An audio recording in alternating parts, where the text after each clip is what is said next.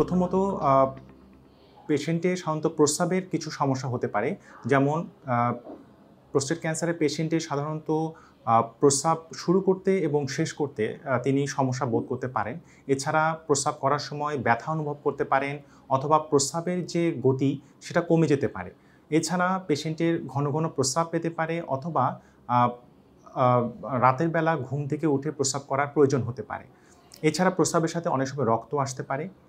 দ্বিতীয় ভাগে আমরা আলোচনা করতে পারি পেশেন্টের যৌন এবং প্রজনন প্রক্রিয়ায় কিছু সমস্যা দেখা দিতে পারে। যেমন পেশেন্টের সাধারণত তার যৌন ক্রিয়াকলাপে তার পারফরম্যান্স বা কার্যকলাপ কমে যেতে পারে অথবা তার সন্তান ধারণ করার সক্ষমতায় ঘাটতি দেখা দিতে পারে অথবা তার বীর্যে রক্ত দেখা দিতে পারে।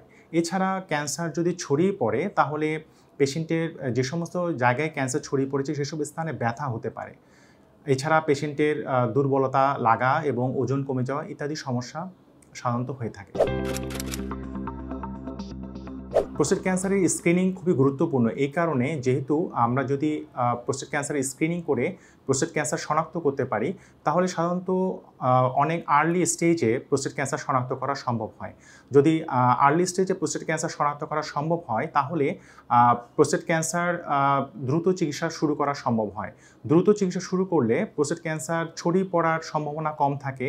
রোগীকে সম্পূর্ণ সুস্থ করা, রোগমুক্ত করার সম্ভাবনা অনেক বেড়ে যায় এবং পেশেন্টের দীর্ঘ জীবন লাভ করার সম্ভাবনা বেশি থাকে।